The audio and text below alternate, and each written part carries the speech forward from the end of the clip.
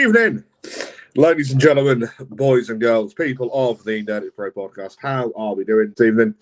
My name is, as per usual, Bobby effing Salazar, and welcome to episode in week number 217 of Nerdic Pro Weekly. The final episode of Nerdic Pro Weekly before Nerdic Pro Weekly officially moves to Tuesday nights as a permanent home.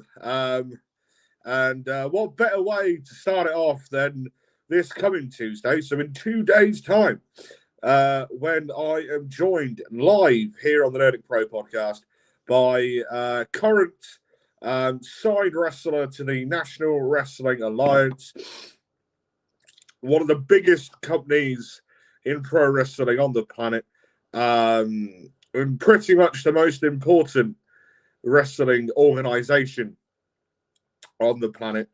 Former two-time National Wrestling Alliance United States Tag Team Champion, member of the Country Gentleman faction with his brothers and his father, the third generation star, the Bullhead Brute, Mr. A.J. Kazana. That will be going live here on the Nerdic Pro podcast this coming Tuesday. So literally in 2 days' time, AJ Kazana makes his way on to the Nerdic Pro podcast. The live, the YouTube live has already been created. So it'll be that link that you'll be needing to go to be able to watch it live here this coming Tuesday. So, yeah, over the past 7 days of professional wrestling, it's been a bit of a chaotic one. You know, Drew's the new WWE Undisputed Champion. Andrade's back in AEW. Obafemi is, I presume, vacated the NXT Championship. Jordan Grace has signed with WWE, has officially signed with WWE. Excuse me. The Bullet Club are meant to be no more. I mean, what in the flippy dippy, what the shit is going on in professional wrestling today? Right, so going on to our very trusty sources of Fightful Select. This is literally fresh as of yesterday. Bit of a big article, I believe this is going to be. No.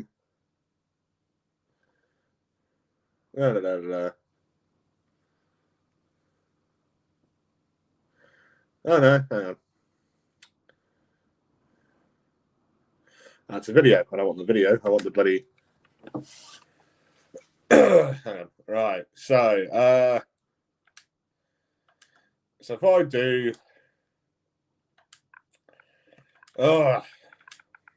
should have really had all this sorted beforehand, shouldn't I? Fightful Bullet Club. Because I was reading about this the other day, that apparently the Bullet Club, well, I say apparently, the Bullet Club are no more. You know, coming from somebody who literally grew up on the Bullet Club, and mainly got into New Japan, and you're like Ring of Honor through the Bullet Club.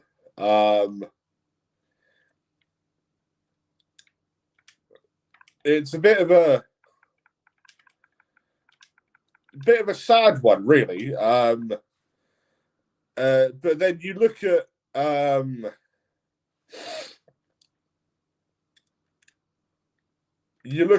the history with the Bullet Club, especially in recent years. Like they would change in members every 2 minutes. You know, I think the only original member in the Bullet Club was what's his face? Bad Luck Fale. So this is through e-wrestling news. note on Bullet Club disbanded after New Japan Pro Wrestling New Year's Dash. The long-running wrestling faction has undergone a major shift as the Bullet Club disbanded following New Japan Pro Wrestling's New Year Dash 2026. IWGP Heavyweight Champion Yota Tsuji officially announced the end of the stable and the formation of a new group named Unbound Co. So Unbound Company. Tsuji told fans that the Bullet Club War Dogs and the unaffiliated would no longer operate separately. He declared our alliance ends today, adding the Unbound Co would move forward as a single unit, unbound by anyone. His statement signaled the official split of Bullet Club, which has been active since 2013. However, Fightful is reporting that not everyone agreed with the decision. There was internal pushback from several members who were not removed from the group, although specific names have not been yet confirmed. The tension indicates that the stable's legacy may not completely end yet. The Bullet Club disbanded after more than a decade of dominance across multiple promotions, including Impact Wrestling, including Impact in AEW and WWE, through associated factions like Bullet Club Gold, the OC over the years. The faction helped launch the global careers of Finn Balor, obviously as he was known as Prince Devitt, in companies like ICW and New Japan, etc. AJ Styles, Kenny Omega, Cody Rhodes, and the Young Bucks. As New Japan enters a new era, Unbound Co. looks to redefine the company's power structure. Fans can expect further updates in the coming weeks as more details emerge about the new lineup in its leadership direction. So, obviously, Yota Tsuji, has said about the Bullet Club sort of rebranded, if you want to call it that, to Unbound Co. So does that mean it's going to be changing names, or does it mean that the Bullet Club is now no more and nothing is going to be remembered of the Bullet Club? Blah, blah, blah. Do you know what I mean? So what's the deal with that? Do you know what I mean?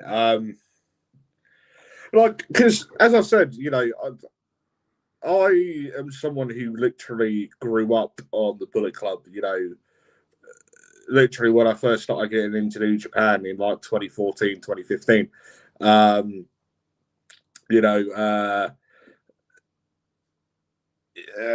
Bullet Club was only a couple of years old at that point, as they were founded by Finn Balor, obviously Fergal Devitt at the time, back in 2013.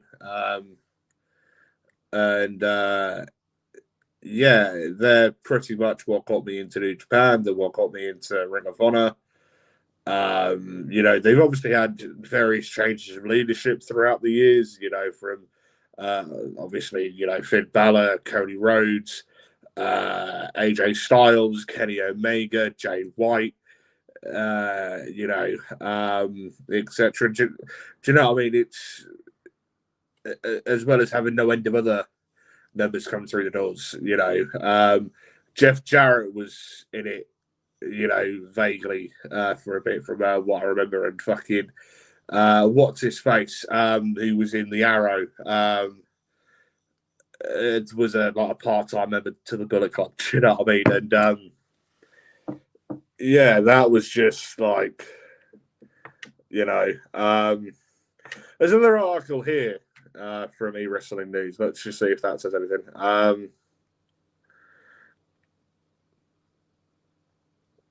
No. No, it literally just nothing to do with the Bullet Club. yeah, it's sad, you know. Yeah, you look at the legacy that the Bullet Club are gonna end up leaving in the world of pro wrestling. So yeah. Anyways, let's come off of here and then go back on to Fightful. I don't want that, so I would like Fightful Select. Fightful Select. WWE. But yeah, Andrade is back in WWE. No, not WWE, sorry. In AEW even. Sorry. So that's big. What do I do first? Do I do Andrade or see? This is what I hate about this. There's just pop-ups that I can't get rid of. If I full screen that and then, well, I can't press escape because I'm running off of the Xbox. You twat. All right. Right. There we are. Ow. No, I don't want that either. Right. Fucking hell.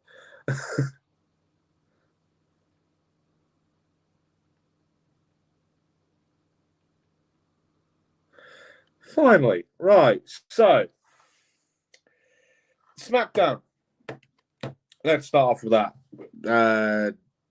It's Sunday today, isn't it? So that'll be 2 days ago. Friday night Smackdown out of Berlin. It was an all right show, to be fair. We had a match between Alba Fire and Jordan Grace, and Jordan Grace's main roster debut. I say main roster debut, it was a SmackDown debut because she's obviously previously appeared in the Royal Rumble, twice in the Women's Royal Rumble. But it was literally just after she was being signed to a contract by local lad to myself, Nick Aldis, the SmackDown general manager, and then Chelsea Green, one half of the AAA mixed tag team champions, along with Alba Fire, came along, wanting Chelsea Green's rematch,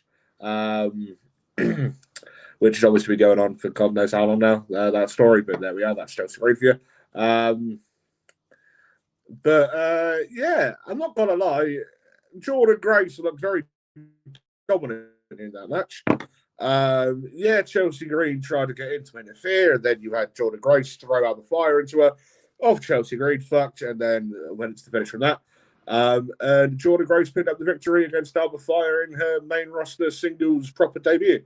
So, we also saw him at, well, to start off the show, anyways, there was a promo by Randy Orton, one of my favourites growing up.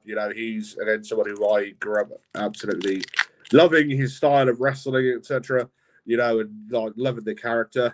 He came out to cut a promo just to be immediately interrupted by none other than Trick Williams. Trick Williams saying that, basically calling Randy Orton a has-been. He, make way for the new generation of people, blah, blah, blah. And Randy had said to him, look, don't turn your, because when Trick turned around, Randy's like, look, don't turn your back on me, you son of a bitch, right? Because they should have taught you this at NXT, right? You never turn your back on the Viper, because everyone who does that, I whip their ass, blah, blah, blah. And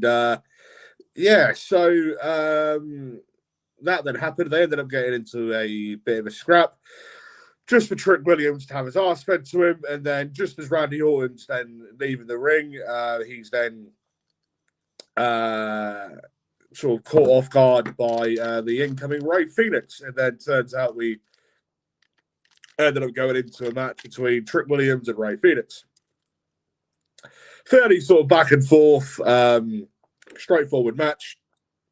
You know, Trick Williams ended up getting the victory. It was like a roll up. One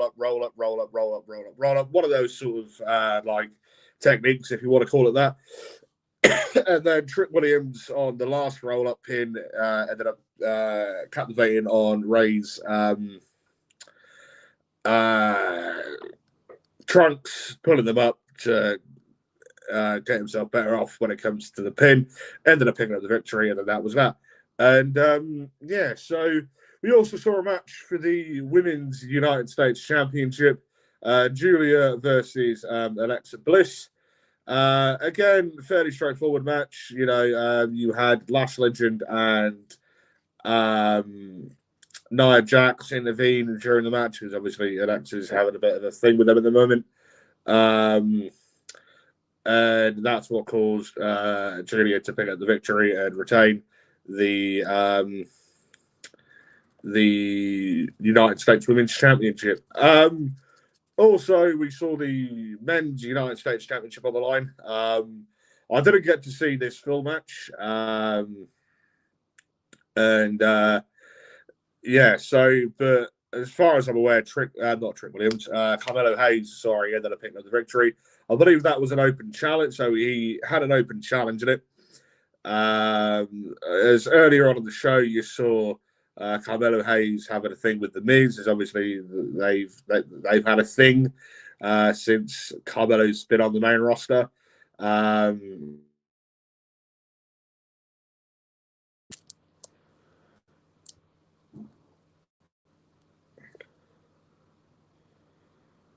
know what the fuck happened there. And then he bumps into Ilya Dragunov and then says to Ilya, look, like, I want you to, you know, accept this open challenge. But Ilya's like, look, we'll wrestle again at some point down the line, but not now. We'll put on like another banger, blah, blah, blah, that sort of stuff. Because Ilya wanted to go speak to Nick Aldis, the general manager of Smackdown. And yeah, so fucking thing. Done. Right, lovely. Technology nowadays, I hate it. Absolutely bloody hate it. Yeah, so ended up getting into the match, and we ended up seeing obviously the Men's United States Championship, and it was accepted by none other than former two-time NXT champion, from multiple-time IWGP Heavyweight Champion, and former multiple-time IWGP Intercontinental Champion, former United States Champion, former Intercontinental Champion in WWE. From the land of the rising sun, Shinsuke Nakamura. I always start buzzing every time Shinsuke's theme hits. But obviously, it's been a while since we last saw Shinsuke, but it's great to see him back and what have you. But yeah, moving on to the main event. Oh no!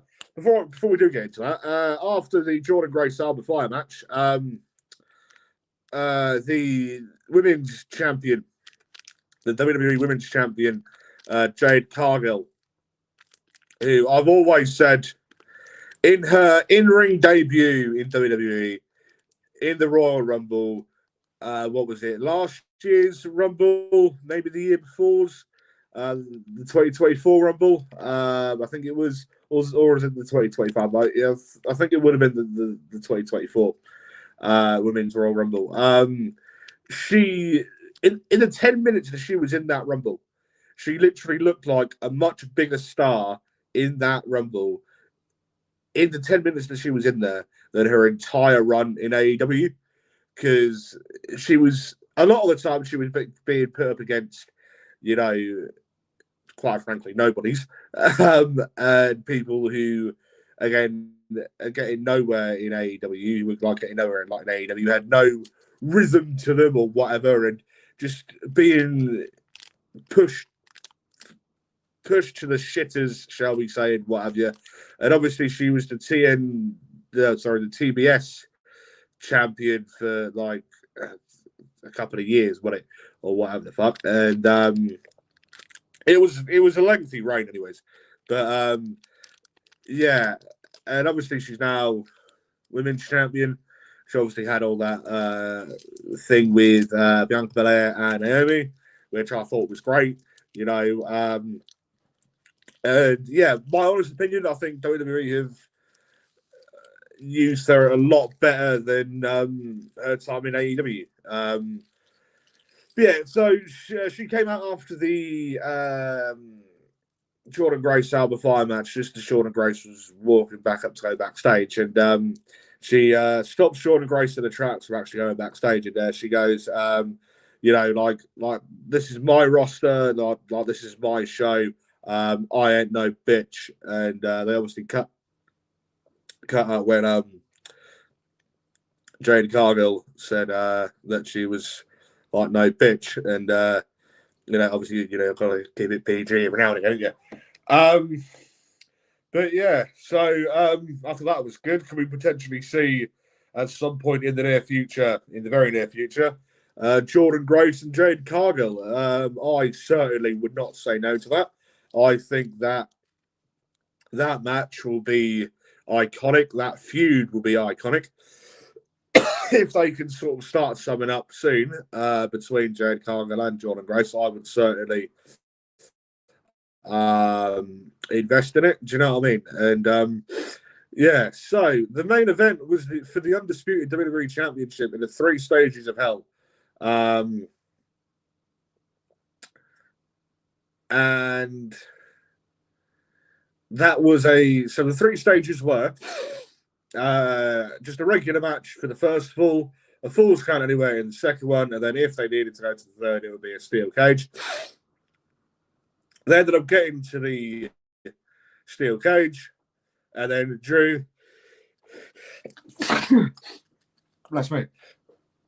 Sorry, I just fucking sneezed. Yeah, so they ended up getting to the third and final stage of the match, and Drew ends up leaving the cage and ends up walking away as the undisputed WWE champion. So, yeah, he's done it. He's done it. He can now hold a championship for longer than 5 minutes and what have you, literally 5 minutes. As what it was, last year's Mania, the year before, when he got cashed in on by Damian Priest, and yeah, so one thing that I was reading a few days back, something completely off topic, but obviously not off topic because Punk and Drew were feuding for a while. But CM Punk has now spent more time back in WWE than his entire run in AEW. So, yeah, this was probably about a month or two old now, this bit of news, but that statistic. But yeah, CM Punk, since he's been back in WWE, since the 2023 Survivor Series in Chicago, Illinois, he's now been back in WWE. Sorry, he's now been back in WWE than his entire AEW run. So, yeah. Anyways. Yeah, so,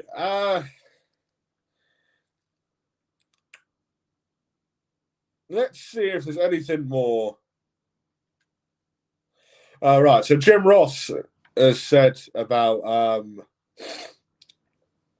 Chris Jericho. Again, this is by eWrestling News, with the main headline being, I think it's WWE or nothing for Chris Jericho.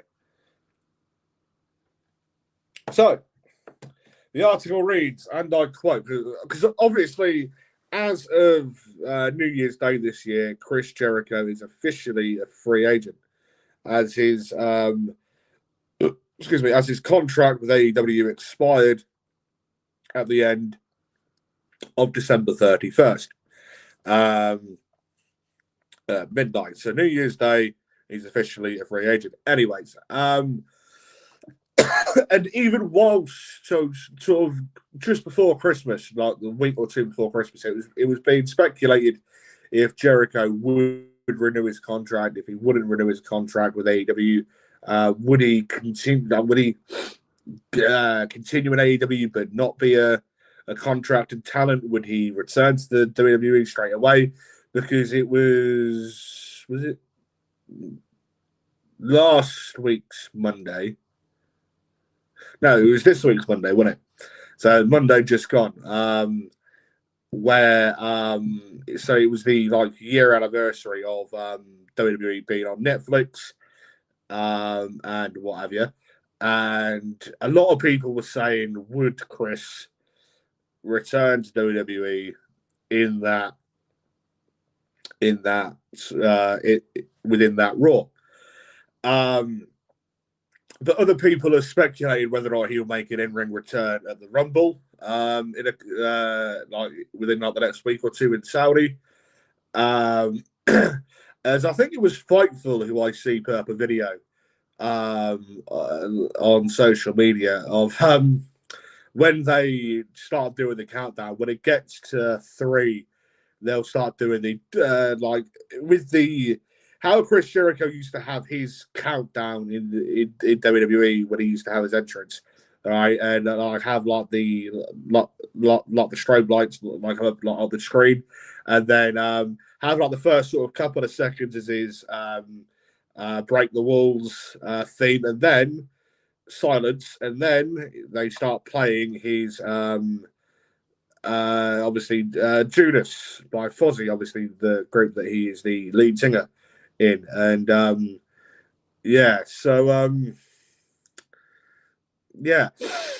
think that would be pretty good if they did that, because I think the pop that would get if I ended up doing that would be just fucking mental. But anyway, so the article reads, and I quote, "There has been much speculation of around the status of Chris Jericho, and that's something Conrad Thompson and Jim Ross discussed on the latest episode of Grinning JR. I think it's WWE or nothing for Chris Jericho," Jim Ross said. "He seems to be happy. He's got a lot of influence in AEW. Basically, to simplify it, he books his own angles. He works with the creative guys, and they communicate well.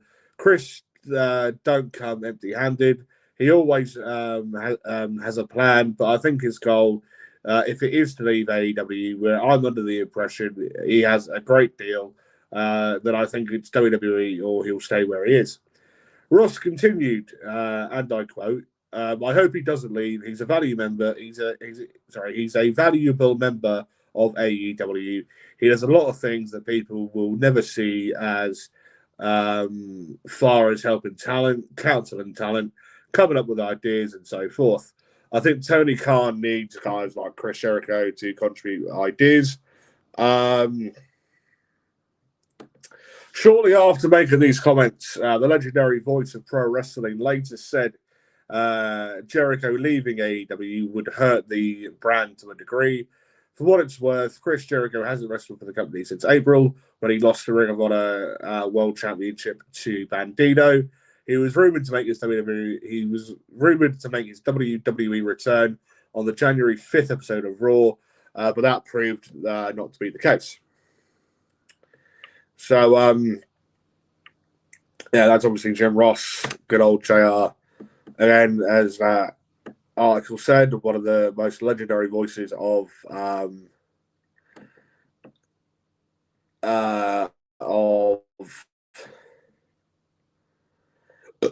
it's going to be wrestling, saying that it's delivery or nothing if he doesn't get the right deal in AEW, but it'll be a shame if he leaves, because let's face it, to begin with in AEW, when they first started up, Chris Jericho was one of the guys who was pretty much the main person who carried AEW on his back. You can't deny it, but to begin with, AEW was pretty much booked around him. It was booked around Cody. It was booked around Dustin. It was booked around Hangman Page. It was obviously the tag division started with Kenny as well, and Kenny and Hangman, as the inaugural tag team champions. But to begin with, it was literally booked around Chris. It was booked around the Young Bucks. It was booked around Cody. It was booked around Kenny. It was booked around Hangman Adam Page. And, Chris was the first ever AEW World Champion as well. And, you look at the people who he helped elevate, I think MJF, I think his sort of, yes, he had a thing going on with Cody Rhodes, again, right at the start of AEW, but his first big thing since turning heel was the whole Chris Jericho feud with the Inner Circle and with MJF's fucking cronies, whatever the fuck they were called. I can't think on top of my head. But, I think that Chris helped elevate people like MJF and what have you. And Sammy Guevara, Chris Jericho helped. 2.0, he helped out with, and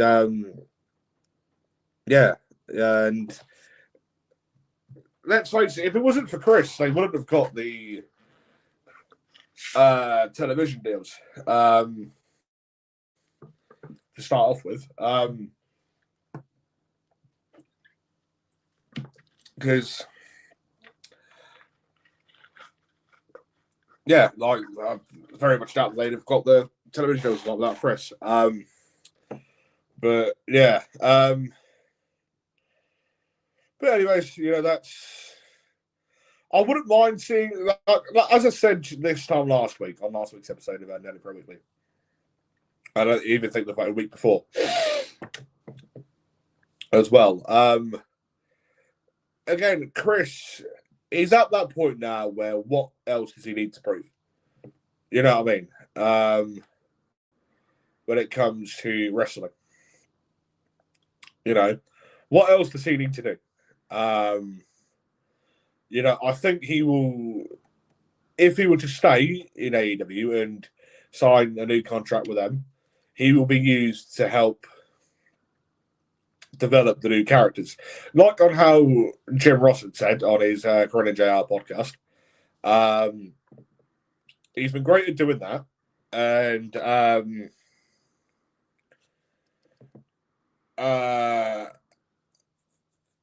And he helps with people's creative and all that and what have you. But I think that if he were to go back to WWE, I think he'd be doing the exact same because, it'll be good to see him in feuds with, people like Randy. If, excuse me, if Cena was still wrestling, it would have been good for, if those two had something going on and what have you. Do you know what I mean?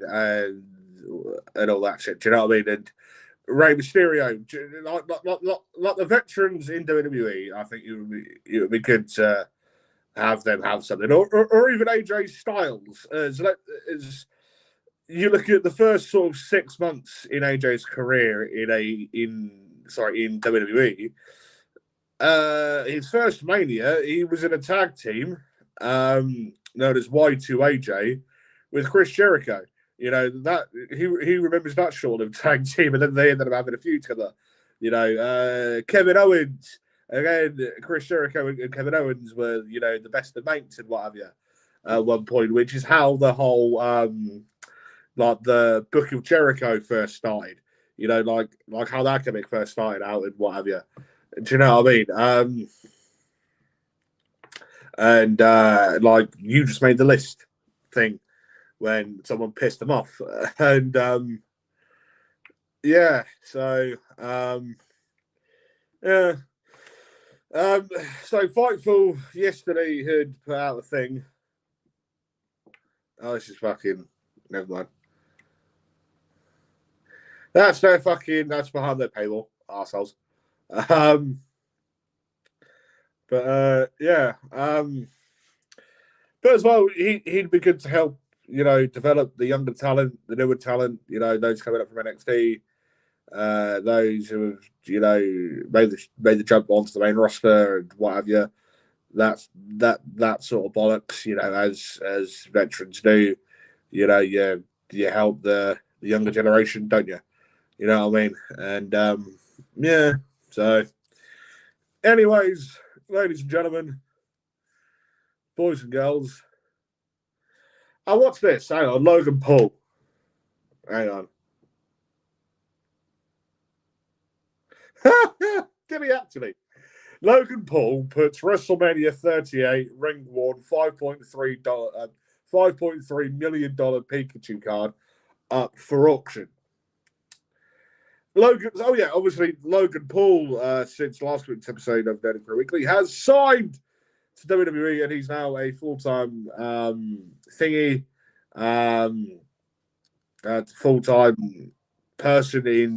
full-time fighting contracted wrestler person in WWE. Anyways, the article reads saying Logan Paul, who is now a full-time WWE superstar, made his WrestleMania debut back in 2022 at WrestleMania 38 from the AT&T Stadium. Saw Paul walk down to the ring with a Pikachu card he brought for $5.3 million and is the only PSA 10 in existence, right? Now that card could be yours, Logan Paul announced. He was putting it up for auction on Pokemon's 30th anniversary. The auction isn't going to end until February the 15th. But this will be something to keep an eye on, as it already has 27 bids. So this is up until yesterday. Currently, the highest bid is $2.3 million. In the days and weeks to come, that number is going to skyrocket, seeing as it's the only PSA 10 of this card in the entire world. There's no telling as to how high it could end up selling for.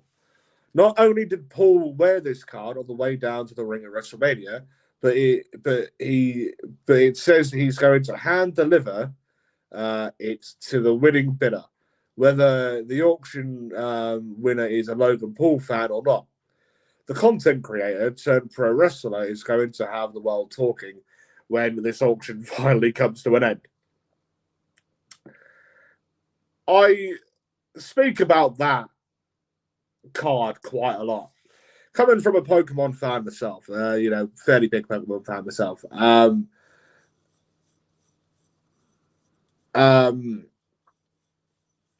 think that, when I speak to people, like non-wrestling fans about all this, and just having normal conversations with people, and we sort of bring up being, oh yeah, like I brought something for so much and sold it for so much more, or a friend of mine sold something for so much money, and like it only cost them so much and whatever. And like it's mad what things are worth nowadays, and like it's mad like how expensive shit is and whatever. That sort of stuff. And then I mentioned this.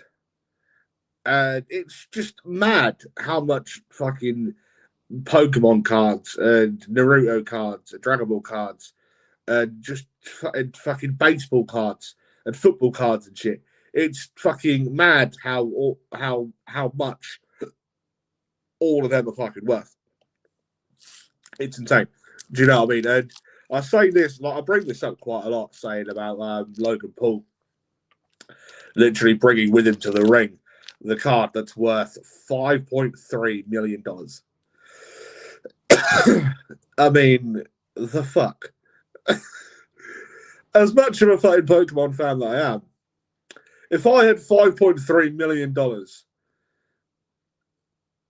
or if I would say if I had £5.3 million, as obviously the Brit being a Brit, how much would that be? I don't know, about £4.5 million. So if I were to have, say, like £4.5 million, I could think of a lot of fucking better things to fucking buy than fucking, a little piece of fucking card like this. So coming from one of my Pokemon cards, right? A little fucking piece of card like this, right? Which again is smaller than my hand, right? Smaller than one of my hands, right? Why the fuck would I spend $5.3 million £4.5 million. Right. How much would £4.5 million be? Right. Sorry, $5.3 million in British pounds. Right. I must know. So 5,300,000 to pounds.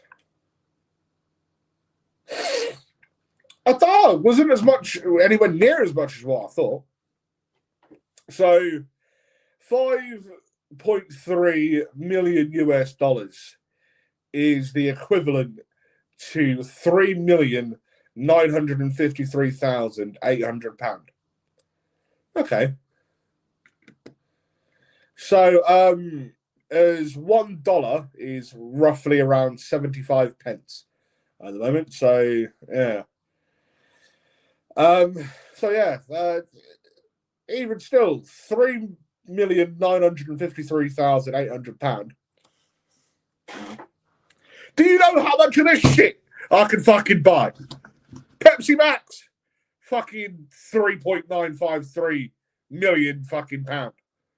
Mate, I'd fucking keep my record in my fucking local Sainsbury's for another fucking God knows how many years of that. Oh, bloody hell. As for those of you who don't follow me on social media, I just so happen to have won the number one buyer of 2-litre bottles of Pepsi Max in my local Sainsbury's for the year of 2025. In the year of 2024, I became the number 2 buyer. I made it my mission to become number 2. I'm sorry. I made it my mission for the year of 2025 to become the number 1 buyer of 2-litre bottles of Pepsi Max in my local Sainsbury's.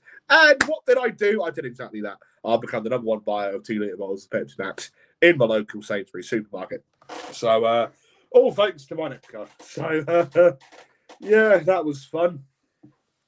Anyways, so my name. Let me just thank you all very much for watching and all that. Do a fine proper outro. My name. Thank you all very much for watching. As I've said earlier on, please do not forget this coming Tuesday. The Nerdic Pro Weekly will be transitioning into being full-time on Tuesdays as its new permanent home. As you can see right here in this banner that's going along the bottom of the screen. And what better way to kickstart this sort of new era of Nerdic Pro Weekly, if you want to call it that, than with current contracted talent to the National Wrestling Alliance, former 2-time NWA United States champion, member of the Country Gentleman faction, excuse me, the 3rd generation star, the Bullhead Brute, Mr. A.J. Kazana. AJ has been meaning to come on to the Nerdic Pro podcast for quite a while now, and I am absolutely delighted to be able to announce that he will be making his debut onto the Nerdic Pro podcast. Debut, keep that word in mind. Onto the Nerdic Pro podcast, and this coming Tuesday. So literally in about 48 hours' time, I shall be sitting here at this very desk in my bedroom, speaking to a former 2-time NWA United States Tag Team Champion and a current contracted talent to the NWA, Mr. AJ Kazana. So, yeah, I shall be seeing you all there. Thank you all very much for watching this podcast live. I love you all. If you haven't already, then please do hit that subscribe button as well. Turn that notification bell on as well so you never miss an update for when the podcast YouTube channel goes live. Please do also follow us on Facebook, TikTok, Instagram. The Instagram very rarely gets updated. The TikTok, I've made a thing now where about uploading that more regularly. So the shorts that you see here on YouTube will also be going up on TikTok as well. I should really start doing that on Instagram as well. I know you can put shorts on there, and then it expands us to like a wider audience. I don't see why we don't do that, but but again, the Instagram very rarely gets updated. As I don't understand Instagram, but it is what it is. So, yeah. So, anyways, ladies and gentlemen, also please do follow myself on Facebook as well. Literally Bobby Salazar, and yeah. So, thank you all very much for watching, and I shall be seeing you all later. My name is, as per usual, been Bobby effing Salazar, or my ring name, stage name, the Salazar. Thank you all very much for watching live, and thank you all very much for tuning in afterwards. My name is, as usual, been Bobby effing Salazar, and I shall be seeing you all later. Goodbye.